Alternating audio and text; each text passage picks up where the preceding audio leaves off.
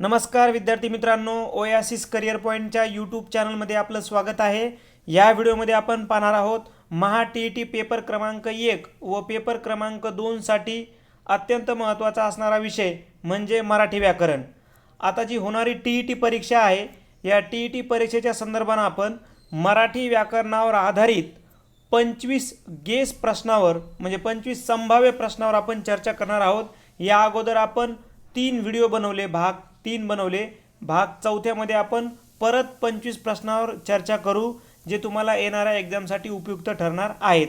हे जे 25 प्रश्न आहेत, हे 25 प्रश्न आपण मागचे जे पेपर आहेत म्हणजे पेपर 1 आणि पेपर 2, टी पेपर 1 आणि टी पेपर 2 यामधील आलेल्या प्रश्नांचं विश्लेषण करून बनवलेले आहेत। तर अधिक वेळ न घेता आपण लगेच सराव प्रश्नाला सुरुवात करूयात। प्रश्न आहे बघा, अभयारण्यातील फेरफटका हा निबंधाचा विषय टिंबटिंब या निबंध प्रकारात येईल। कल्पना प्रधानात्मक निबंध, वर्णनात्मक निबंध, चरित्रात्मक निबंध, वैचारिक निबंध। आता अभयारण्यातील फेरफटका म्हणजे तुम्ही फेरफटका मारून आले तर ते तुम्ही काय करता, त्याचं वर्णन करता ना, म्हणजे आपल्या प्रश्नाचं उत्तर होईल इथं वर्णनात्मक निबंध। तुम्हाला त्या परिस्थितीचं, तिथल्या लोकेशन वगैरे, वनस्पती, प्राणी यांचं वर्णन करावं लागेल त्या निबंधामध्ये। म्हणजे वर्णनात्मक निबंधामध्ये तो विषय जाईल। पण बाकीचे जे पर्याय जसं कल्पना प्रधानात्मक निबंध, आता इथं तुम्हाला काल्पनिकतेला वाव आहे। उदाहरणार्थ एखादा विषय बघा, तुम्हाला माहीत पाहिजे, कारण एक्झामला जर विचारलं तर बघा, झाडे नसतील तर, हे काय तुम्ही कल्पना करू शकता काय काय होईल, बरोबर आहे। झाडे नसतील तर हा झाला कल्पना प्रधानात्मक निबंधाचा विषय। तसंच अजून एखादं उदाहरण चरित्रात्मक निबंध। उदाहरणार्थ तुम्हाला एखादा विषय आला, तुम्हाला एखाद्या विषयावर म्हणजे ह्या व्यक्तीवर असेल, जसं गांधीवादी नेते अण्णा हजारे, मग तुम्हाला काय करावं लागेल, अण्णा हजारेच्या त्या व्यक्तीच्या रात्रावर निबंध लिहावा लागेल। मग अशा निबंधाला आपण म्हणतो चरित्रात्मक निबंध। आता वैचारिक निबंध काय असते, इथं थोडंसं समस्या प्रधानतेला वाव असतो। म्हणजे कसं, उदाहरणार्थ बघा, शिक्षणामध्ये मोबाईलचे महत्त्व, मग हा झाला वैचारिक। मग तुम्हाला त्याचे फायदे वगैरे, तोटे याचं व्यवस्थित ॲनालिसिस करावं लागेल आणि तो निबंध लिहावा लागेल।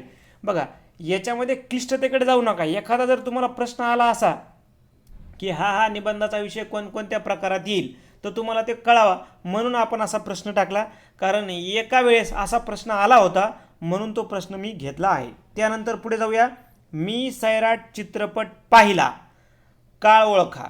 आता पाहिला म्हणजे काय झाला, क्रिया पूर्ण झाली मात्र भूतकाळातली, आणि तो पण एकच क्रियावाचक शब्द आहे। पाहिला हा एकच क्रियावाचक शब्द आहे, याचा अर्थ हा साधा भूतकाळ आहे। मी सैराट चित्रपट पाहिला हा काय होईल, साधा भूतकाळ होईल। कारण बाकीचे जे बघा, पूर्ण भूतकाळामध्ये काय होतं, पूर्ण भूतकाळामध्ये मी सैराट चित्रपट पाहिला होता, म्हणजे दोन क्रियावाचक शब्द यायला पाहिजे होते, पाहिला आणि होता। मग हे पूर्ण भूतकाळाचं उदाहरण झालं असतं, मी सैराट चित्रपट पाहिला होता। पूर्ण वर्तमान काळामध्ये पण काय होते, दोन क्रियावाचक शब्द बघा, मी सैराट चित्रपट पाहिला आहे। पूर्ण वर्तमान काळामध्ये काय होईल, ते मी सैराट चित्रपट पाहिला आहे। पूर्ण भूतकाळामध्ये मी सैराट चित्रपट पाहिला होता। आणि अपूर्णमध्ये काय, मग साध्या भूतकाळामध्ये काय, तर मी सैराट चित्रपट पाहिला। मी गेलो, मी खाल्ले, मी चहा पिला, हे सगळे म्हणजे एकच क्रियावाचक शब्द तिथं असतो, ठीक आहे। त्यानंतर पुढे जाऊया, भीतीपोटी तोंडाला फेस येणे, त्याचा अर्थ बघा काय, तर जीव भांड्यात पडणे, डाळ न शिजणे, झेंडू फुटणे, बुचकळ्यात पडणे। आता भीतीपोटी तोंडाला फेस येणे, तर हा अर्थ आहे झेंडू फुटणेचा।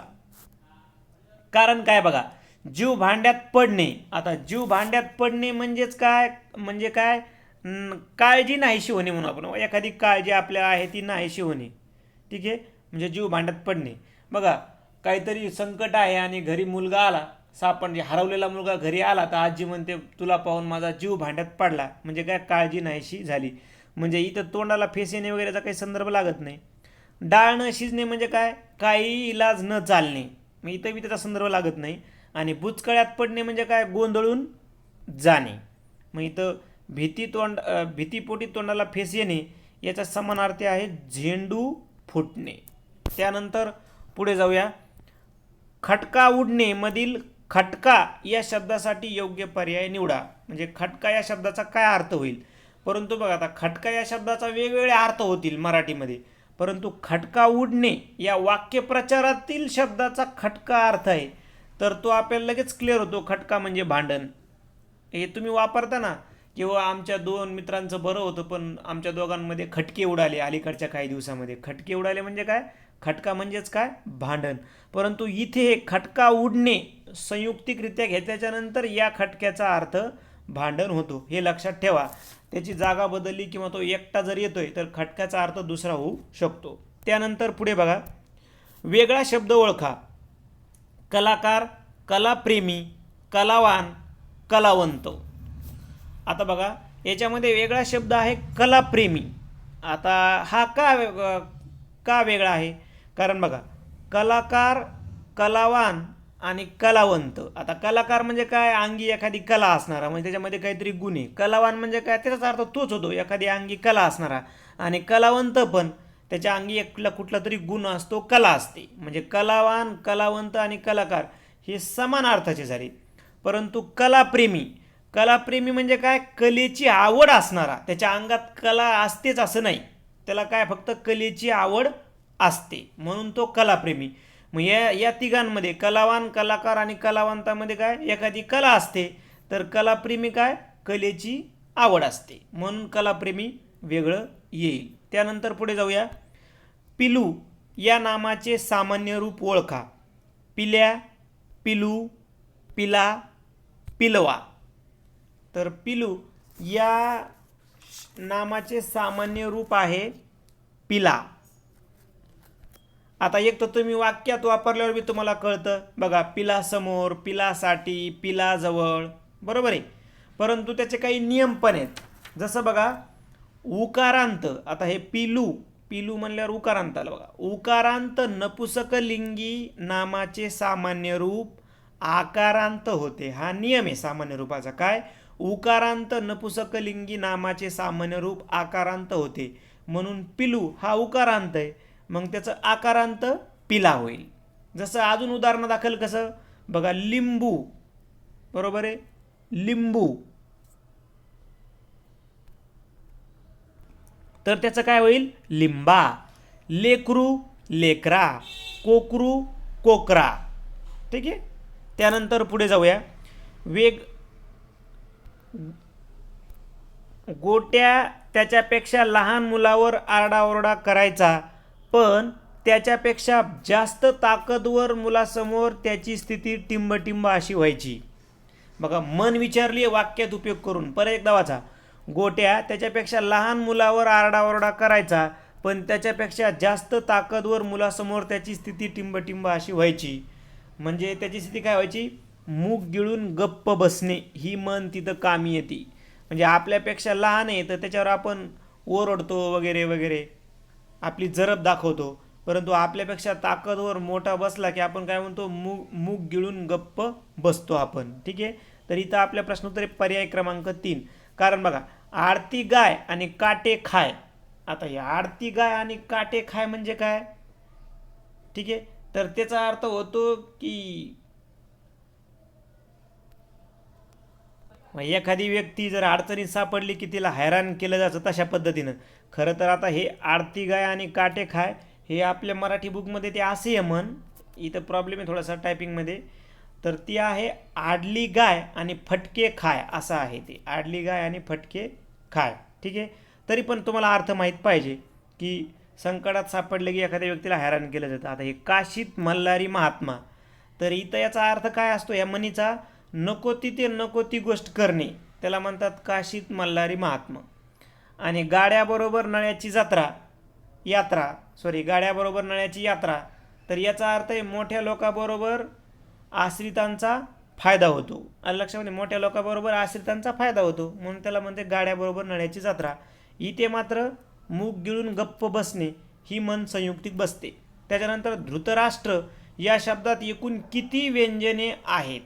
आता तर फोड जर केली आपण तर ती फोड कशी होईल बघा, ध प्लस रू प्लस त प्लस अ प्लस र प्लस आ प्लस षटकोनाचं श प्लस ट प्लस र प्लस अ.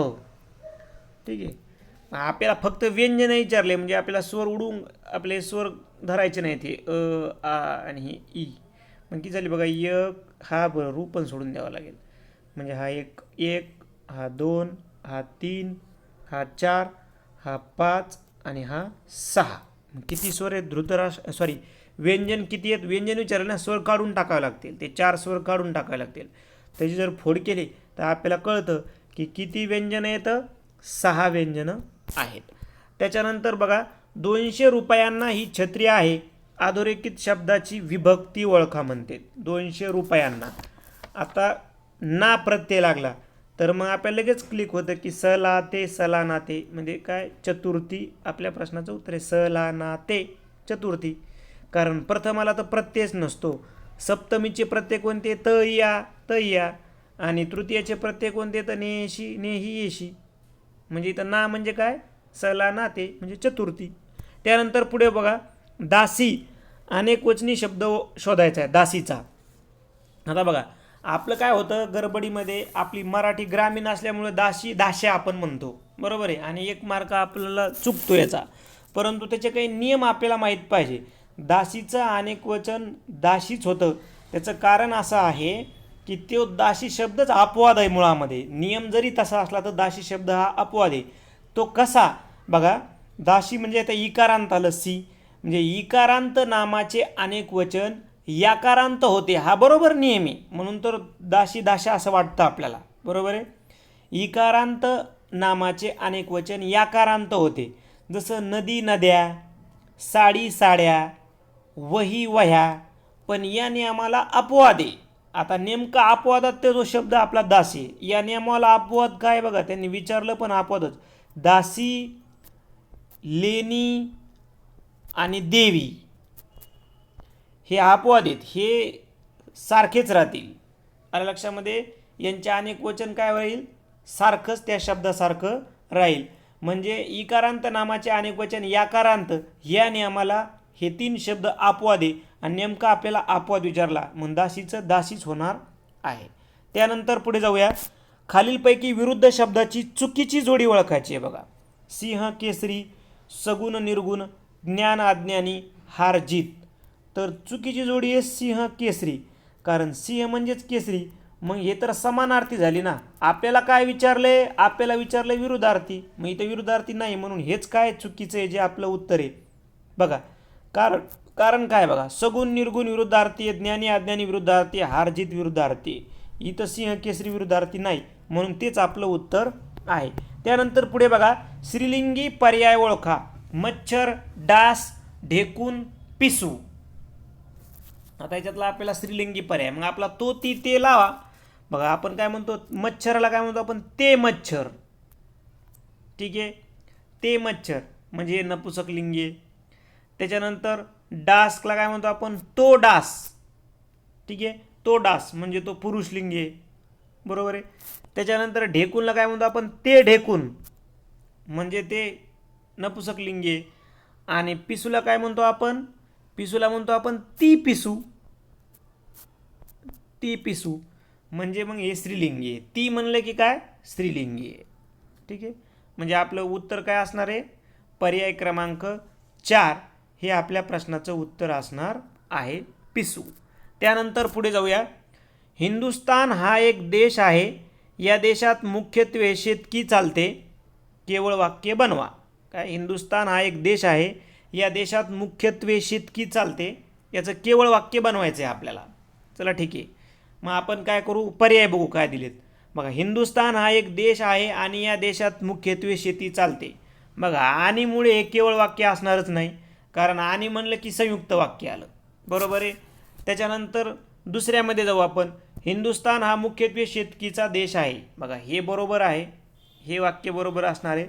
कारण काय बघा कारण जर तुम्ही तिसरं वाचलं हिंदुस्तान हा एक देश आहे पण म्हणलं की संयुक्त आलं. पण म्हणलं की काय आलं संयुक्त आलं. हे आणि म्हणलं की काय आलं हे संयुक्त आलं. त्याच्यानंतर चौथं वाचा. हिंदुस्तान हा देश आहे हा जो देश आहे त्या देशात शेतकी चालते. म्हणजे इथं जो तो आलं, जरी बघा, जो तो, जरी तरी, अमुक तमुक, जर तर आलं म्हणजे काय होतं, ते मिश्र वाक्य होईल. हे मिश्र वाक्य होतात. ठीक आहे. म्हणून केवळ केवळ वाक्य कोणतं होईल, पर्याय क्रमांक 2. त्याच्यानंतर पुढे बघा, बाजारहाट हा शब्द खालीलपैकी कोणत्या गटातील आहे. आता गटातील, मग आता जसं दिले पर्याय त्याचा आपल्याला विचार करावा लागेल. तर बाजार हा जो शब्द आहे, हा शब्द आहे फारसी, फारसी. आणि हाट हा शब्द जो आहे तो आहे मराठी. म्हणजेच तो फारसी प्लस मराठी, म्हणजे पर्याय क्रमांक 2 असा तो असणार आहे. ठीक आहे. त्यानंतर पुढे जाऊया. आपण अचानक कसे आलात, सर्वनामाचा प्रकार ओळखायचा आहे. आपण अचानक कसे आलात, सर्वनामाचा प्रकार ओळखा.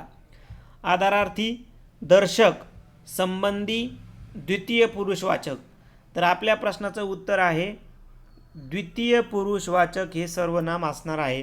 कारण आपल्याला माहिती आहे की ज्याच्याशी बोलायचे त्याचा उल्लेख करताना जी सर्वनामे वापरतात त्यांना आपण द्वितीय पुरुषवाचक सर्वनामे म्हणतात. ज्याच्यामध्ये तू, तुम्ही, आपण, स्वतः. मग इथं काय आलं, आपण, म्हणजेच काय आहे, द्वितीय पुरुषवाचक सर्वनाम आहे. कारण बाकीचे जे पर्याय आधारार्थी तर असं काही नसतं. परंतु दर्शक म्हणजे कोण, तो, ती, ते त्या, ती, हा, ही, हे ह्या, ही. संबंधी म्हणजे कोण, जो, जी, जे ज्या, जी, हे संबंधी.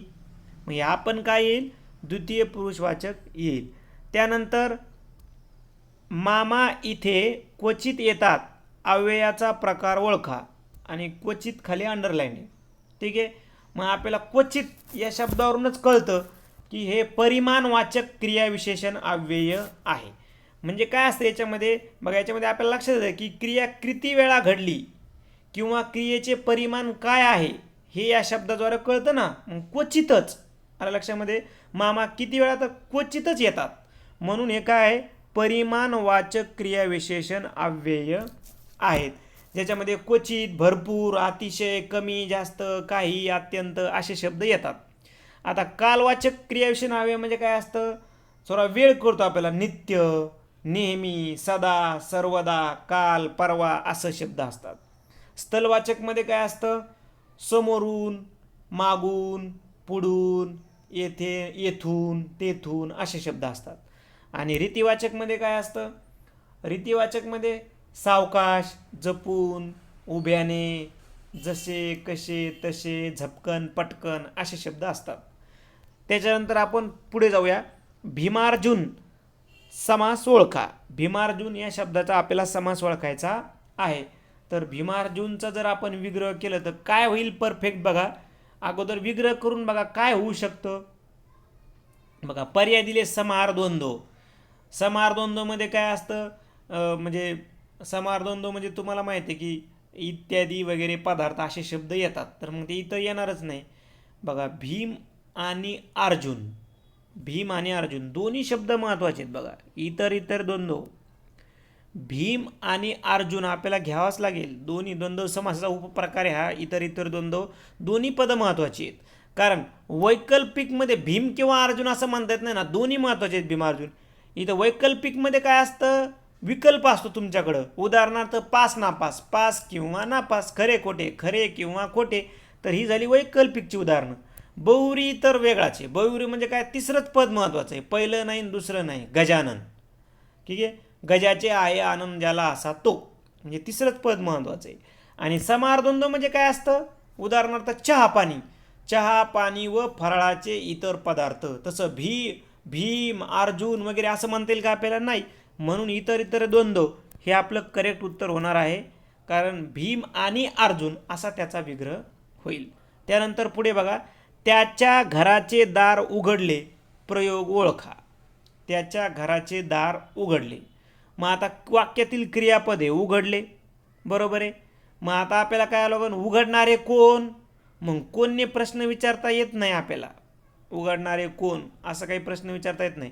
मग उघडणारे काय, तर दार. मग दार उघडण्याची क्रिया झाली कोणावर झाली, दारावरच झाली. म्हणजे वाक्यात कर्म नाही, वाक्यामध्ये काय इथं कर्म नाही हे आपल्याला कळतं. मग कर्त्यानुसार क्रियापद बदलते का बघू आपण आता. दाराऐवजी आपण खिडकी घेऊ. मग बघा आता त्याच्या घराची खिडकी उघडली, इथं उघडले होतं इथं उघडली झालं म्हणजे बदललं. याचा अर्थ काय आहे, कर्तरी म्हणजेच काय अकर्मक कर्तरी प्रयोग येईल. हा पर्याय एक इथं येणार आहे. इथं कर्म नसल्यामुळं हे कर्मनी कटला आणि चौथाही कटून जाईल. म्हणजे इथं आपलं पर्याय क्रमांक 1 हे उत्तर आपल्याला सहज मिळून जातं. त्याच्यानंतर पुढे जाऊया. या वाटेने जाऊ नका, क्रियापदाचा प्रकार ओळखा. साधित क्रियापद, विधानपूरक, अनियमित क्रियापद, उभयविध क्रियापद. आपल्या प्रश्नाचं उत्तर आहे अनियमित क्रियापद. नका म्हणल्यावर अनियमित क्रियापद. ते 2-4 क्रियापद तुमच्या पाठच पाहिजेत. नाही, नवे, पाहिजे, आहे, नको, न लगे, त्यानंतर नये, गौण, म्हणजे ही जी क्रियापद आहेत ही गौण क्रियापदं आहेत. आलं लक्षामध्ये, ही गौण क्रियापदं आहेत. आता ती गौण क्रियापदं का म्हणलं जाते ते, कारण ही क्रियापदे काळाची व अर्थाची सर्व प्रत्यय न लागता वेगळ्याच प्रकारे ती चालतात वाक्यामध्ये, म्हणून त्यांना गौण क्रियापद म्हणलं जातं. त्याच्यानंतर पुढे जाऊया बघा आपण. खालीलपैकी गुणवाचक विशेषण आहे. खालीलपैकी कोणते गुणवाचक विशेषण आहे. आता आपल्याला विचारले तर गुण. चौपट, असले, धूर्त, 5-5. ठीक आहे, तर गुणवाचक विचार. मग आता बघा, चौपट, असले, धूर्त, 5-5. तर इथे लगेच लक्षात यायला आपल्याला धूर्त हा एक म्हणजे धूर्त म्हणजे लबाड, ते गुण आला ना व्यक्तीचा, बरोबर आहे. कारण बघा इकडे चौपट हे काय होईल, संख्या विशेषण होईल, त्याच्यामध्ये उपप्रकार आवृत्तीवाचक चौपट. असले हे सार्वनामिक विशेषण होईल आणि 5-5 हे संख्या विशेषण, पण त्याच्यामध्ये म्हणजे पृथकत्ववाचक उपप्रकार, पृथकत्ववाचक विशेषणाचा तो उपप्रकार असेल. मग इथं गुणवाचक विशेषण कोणतं, तर धूर्त, पर्याय क्रमांक 3. त्याच्यानंतर बघा पुढील प्रश्न. बापरे, केवढा मोठा हा साप. रिकाम्या जागेसाठी योग्य विरामचिन्ह निवडा. आता बापरे म्हणजे अचानक बोलला की लगेच काय होईल, तुमच्या तोंडामधून ते उद्गार म्हणजे उद्गारवाचक चिन्ह इथं यायला पाहिजे. म्हणजे आपल्या प्रश्नाचं उत्तर काय असणार आहे, पर्याय क्रमांक 3.